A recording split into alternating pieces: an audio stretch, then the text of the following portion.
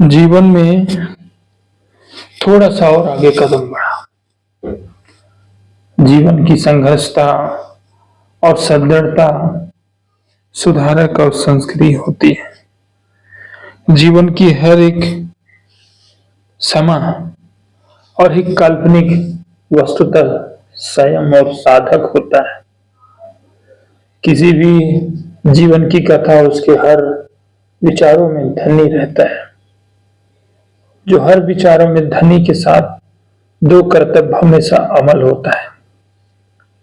एक सच्चा गुण और दूसरा निरा गुण, जिसे हम सगुण और निगुण का भाव दे सकते हैं।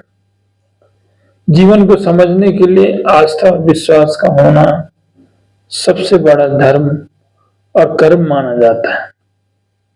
लेकिन उसके जिंदगी में कुछ ऐसे विचार, ऐसे कामना करना जो जीवन की हर एक सुख सुविधा को बना रहे। जीवन में दुख का आना सुख आने से पहले एक सार्थकता है। समय है जो वेदना है, जो आपको समय के साथ बदल रहा है। मनुष्य की सोच ही उस अंधेरे से दूर करती है जिसके लिए वो अनजान है। मन की अंधेरा और मन का अशांत, ये दोनों तहे और अलग अलग नहीं है। मन का शांत होना मतलब हम सब कुछ जानने की जिज्ञासा में है। हम सब कुछ समझने की भावना में है।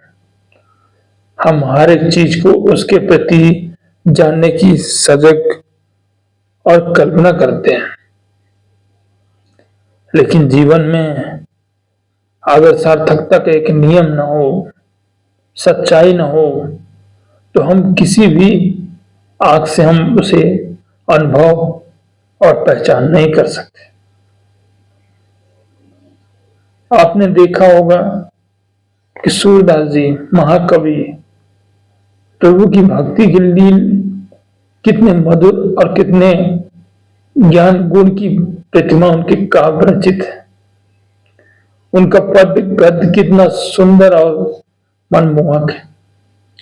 क्या कभी आंख से देख के लिखा या आंख से देख के गाया? नहीं। मन की वेदना और मन का सार्थक और मन में जो एक विचार मिला, जो ज्ञान मिला, वो जीवन का सबसे बड़ा मूल धरोहर था। किसी भी चीज को समझने और जानने की जिज्ञासा उसके महान धरोहर हो जाता है।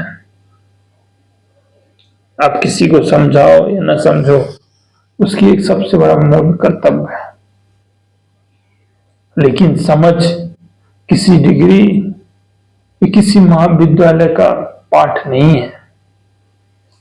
ये पाठ तो परिस्थितियों का वो जाल है जिसमें हर एक बच्चा को नहीं सिखाता।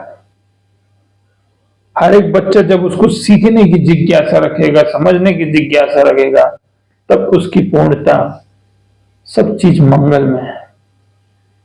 कहते हैं जो इंसान बचपन से अगर दुख से घिरा हो तो हमेशा एक ही चीज सोचेगा कि मुझे आगे सुख कैसे मिलेगा, मुझे जीवन में आगे कैसे बढ़ेंगे, जीवन में कैसे मैं घर को अपना आगे बढ़ाऊंगा और जीवन की प्रतिमा और उसके कर्तव्य निष्ठा को कैसे बनाऊंगा। माँ बाप का मैं वो सेवा कैसे कर सकता हूँ जो उनको कभी ये ना कि काश वो मेरा बेटा होता। वो अलग है। लेकिन जीवन में अगर एक जिज्ञासा पैदा होती है तो हमारी सकारात्मक। मैं आपको बताया ना कि सूरदास जी अंधे थे, लेकिन उनकी काव्य की कविता, भक्ति की रस अच्छे अच्छे आंख वाले को भी उस प्रभु की भक्ति को सोचने के लिए मजबूर होना पड़ता था, जिसके प्रति वो सुबह शाम बस भावना में रखते हैं, घर में रखते हैं, मंदिर में रखते हैं, लेकिन मन में नहीं रख पाते। ऐसी ही जिंदगी का सबसे बड़ा सुंदर पल होता है और सबसे बड़ा समझ और जान होती है जो जीवन को समझाया जा सके।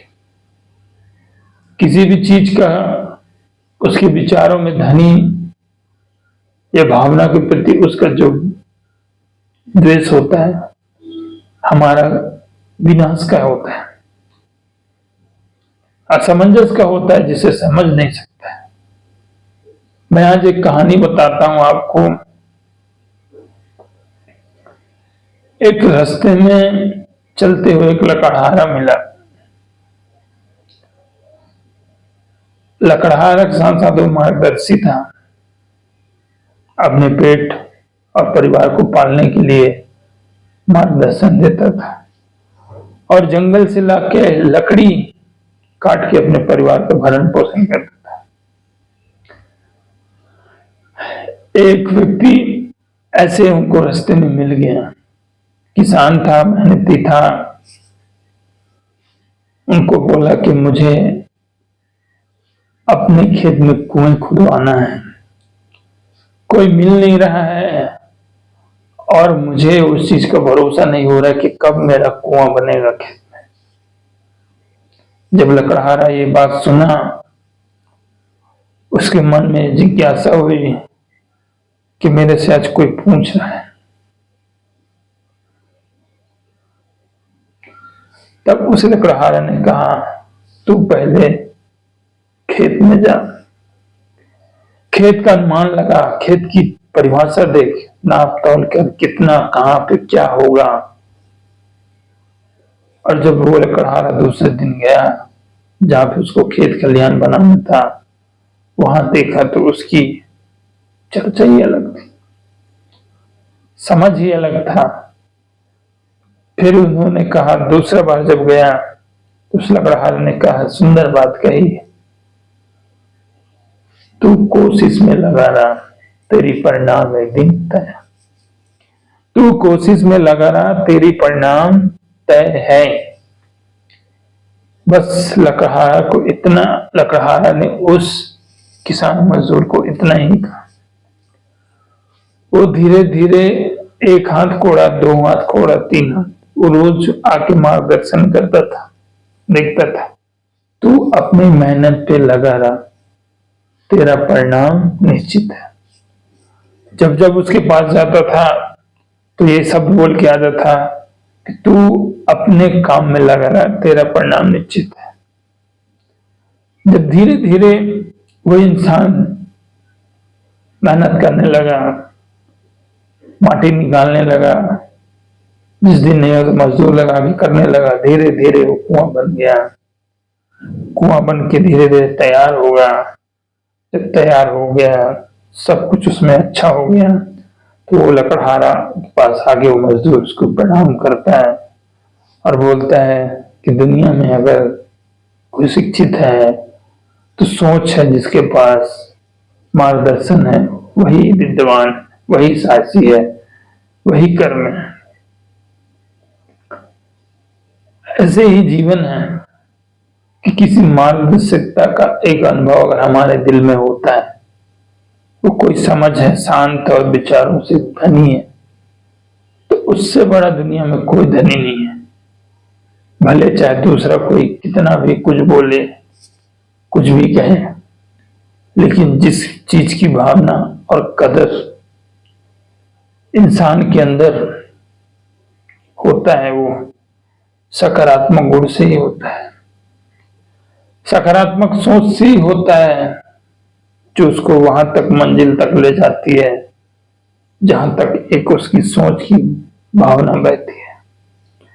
अन्यथा किसी भी वो जगह हो, किसी भी रूप हो, किसी भी समय हो, कभी भी सफल और सफलता का राह नहीं ले पाएगा, समझ नहीं ले पाएगा, समझा नहीं पाएगा और ना ही उसको उसके अनुभव के आधार पर वो कह सकता है।